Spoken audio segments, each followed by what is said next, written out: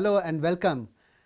For today's interview, I have the privilege of introducing Sudhir. Sudhir is a professor at Yale University and he is a professor of marketing.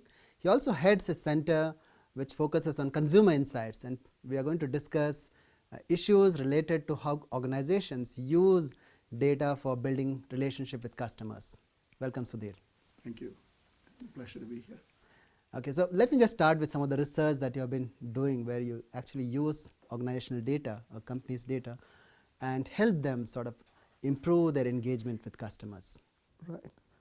Yeah, let me give you an example of a company, a financial service company, a bank, which actually came to us and said, you know, one of the challenges that we have is that we try to offer promotions to bring people and open checking accounts with us, but in 6 months they don't have any balances and all we're doing is sending them bank statements and it costs us a lot of money.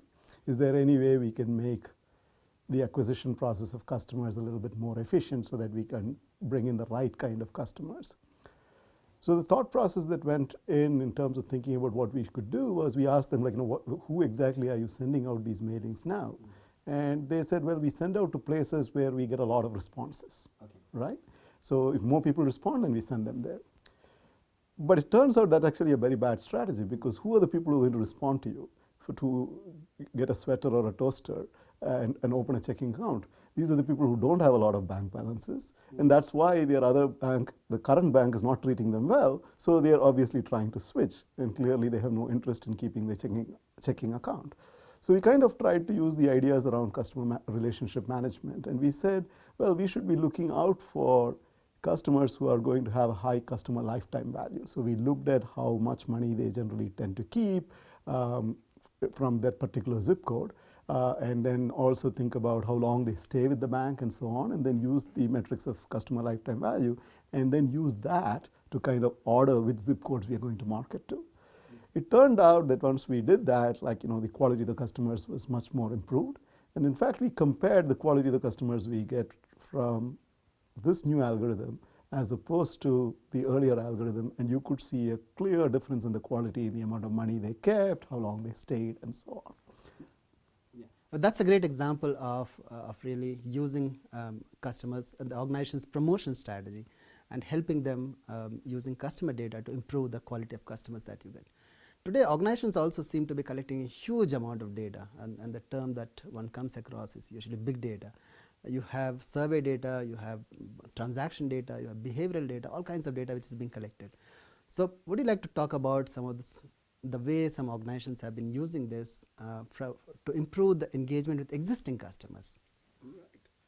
So clearly, you know, companies are routinely trying to add more and more data into their databases by mining social media and things of that, and all these other augmented data beyond what you have at the bank. And the challenge has always been, like, you know, if a guy has $1,000 with you, is he a good customer or a bad customer? And a customer who has $1 million but only puts $1,000 in your bank can be a very good customer. But if a customer only has $1,000, like, you know, he's not somebody who's worth targeting. And so augmenting this data in ways that you suggested, like, you know, not only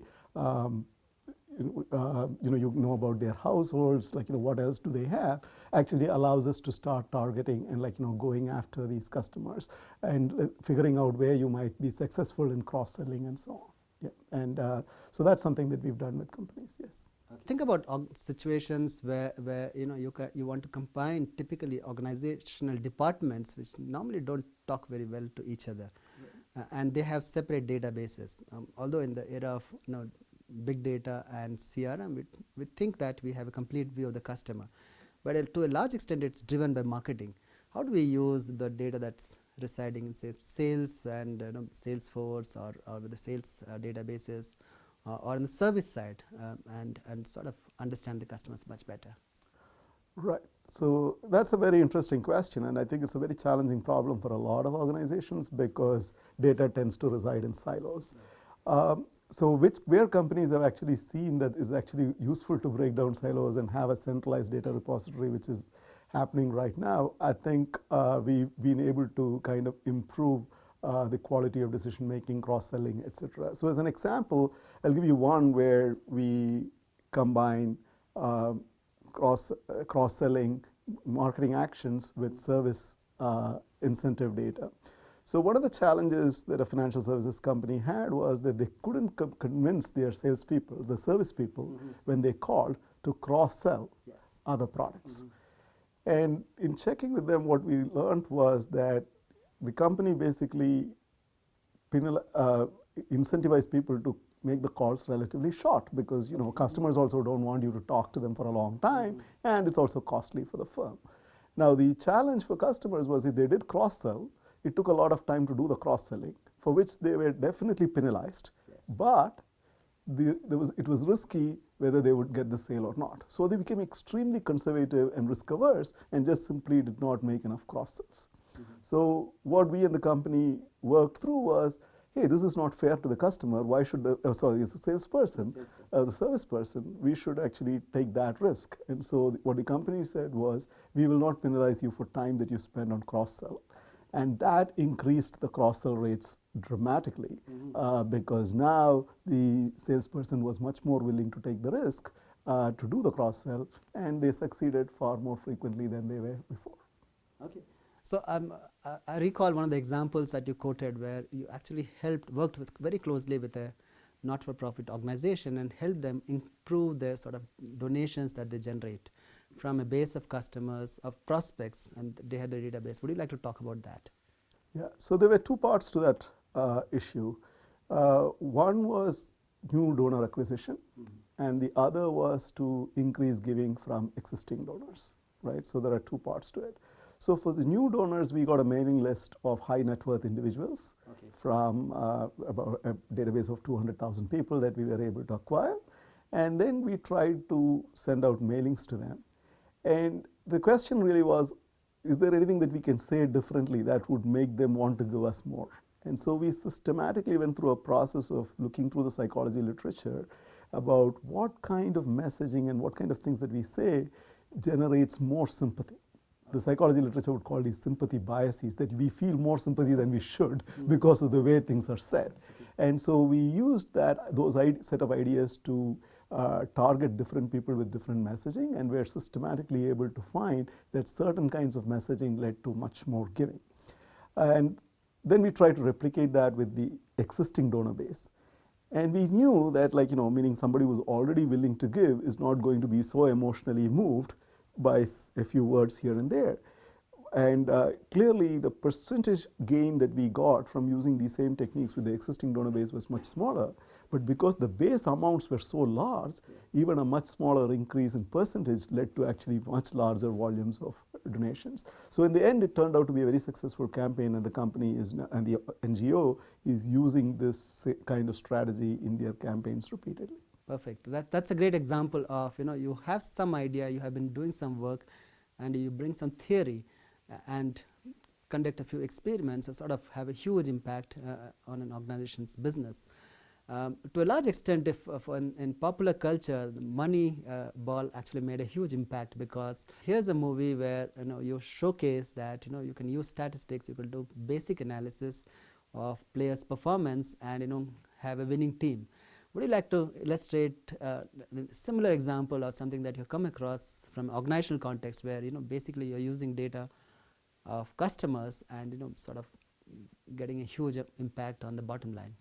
So the Moneyball example is a really nice example, because I think in a lot of ways, because it was a movie, it inspired the sports analytics revolution, so to speak. Now every team actually uses analytics to increase the odds of finding what type of talent, what type of place will actually lead to success.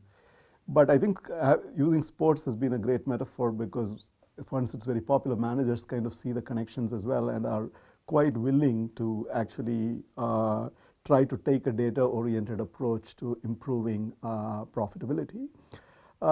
With existing data, as I said, when we looked at the data, we looked at our existing customer base where we were getting the most amount of money, which zip codes were leading to more lifetime value. And then by using that algorithm, right, we were able to increase the giving. So that's an experiment that is a study that I think that allowed us to use existing data in combination with new customer acquisition in order to be able to increase the value for the bank. Another example of an experiment that we did, which actually did not use the data of the customers, but like really used the theory that we were talking about, is I think especially relevant today in the context of India trying to move into being a cashless society. And so one of the things that this credit card company told us was our competition is not other credit cards, our competition is cash. And they asked us, like, is it possible to figure out a way to convert people from cash to credit card? And our take on it was again a little bit theoretical, right? So we looked at it and said, why do people use cash? It's because they have built habits around cash. So for instance, even somebody like you or me who uses credit cards, when we go and buy something for small amounts or buy coffee or some small amounts, we feel like, hey, it's not appropriate to use a credit card. So in fact, even though it's actually more costly for the institution to actually use cash, people think it's actually inappropriate to use cash, right? And so we wanted to change. And so what we did was, in this context, we asked these guys, said, if you think about all the times where you are going to use cash, an average person who uses a credit card at all these times will be able to get about 3,000 points a year.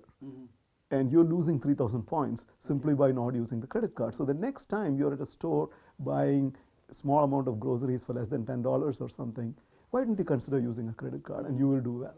And our idea for using stores and gas stations and places like that for telling them where they should use the credit card was these were the places where you most frequently purchase. And so the idea of habits as repeated behaviors means that if you can get people to change, to adopt a habit by using repeatedly this credit card, initially because you have this $3,000 points that you can get, actually innately creates a habit around this card, which then over the long term means that when you open your wallet, the first card that you have is this card, and you not only use this for these small purchases, but you also gain share when you're buying with big purchases. And so we systematically ran this as an experiment and looked at alternative ways of convincing people, and which actually worked most effectively, and we're able to convert a fair number of people from cash to credit. Cash for small transactions. I think that's a good message for the government, because they are trying to give a lottery system to encourage a lot more digital kind of a usage.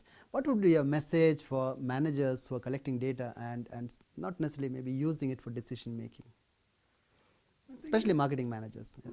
So I think with the availability of lots and lots of data, being able to use data to drive your decision making and making informed decisions based on the evidence that data is already present is going to be a competitive and strategic advantage.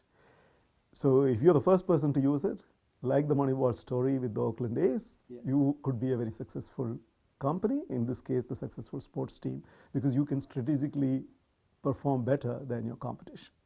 If you're not, then the longer you stay, the more you're going to be at a disadvantage. So at some point it's good to catch up. So in either case, I think there is only so long you can be without really using data to drive decision making. And I think that is an inexorable change that is going to happen over time. And we better get onto the bandwagon sooner rather than later. Perfect. Thank you. Thank you, Sudhir. Thank you.